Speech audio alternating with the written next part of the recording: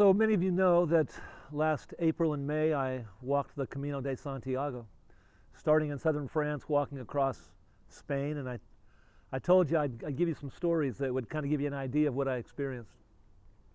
So I have three for you, and I hope they give you kind of some clarity around the joy and the struggle.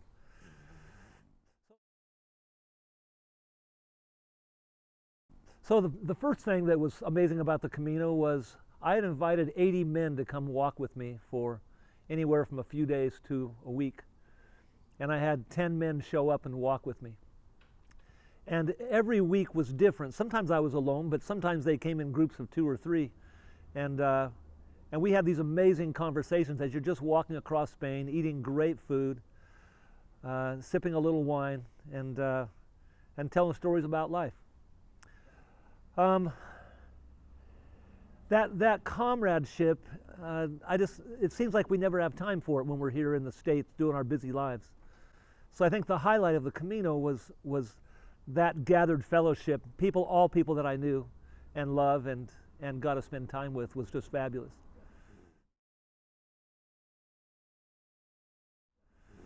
The second thing is the people that I met on the Camino. Believe it or not, I'm an introvert. So the time alone, I was writing music and meeting new people.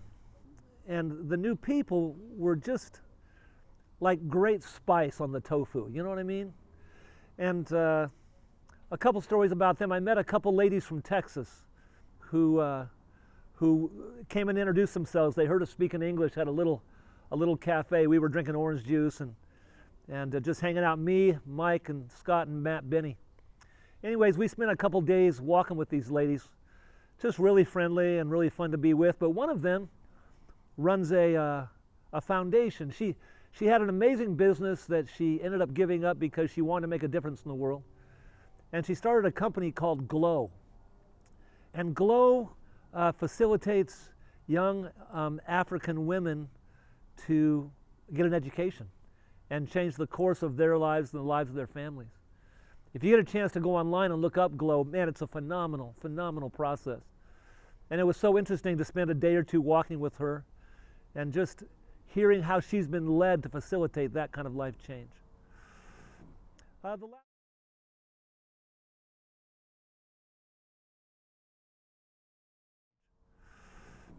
last story I'll tell you is painful, for me anyways. I had walked about 200 miles, 250 miles before my feet blew up. And I got blisters approximately 2.5 inches across by an inch wide on both my feet. Partly my fault, partly my shoes giving out. And I had to sit in a hotel room for 10 days while they healed. Couldn't walk on them. Now I don't know if I really couldn't walk or if I was just in too much psychological pain to push through it. I don't know, you know.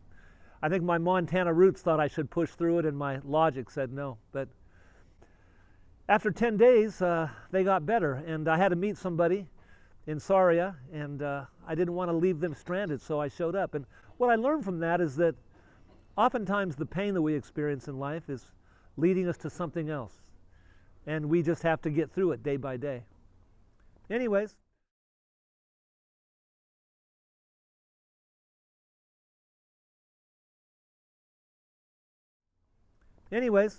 those are 3 of my stories, 3 of the things that I learned, and I hope you get a chance to come walk with me on the Camino again. I'm going to do it again in 2025.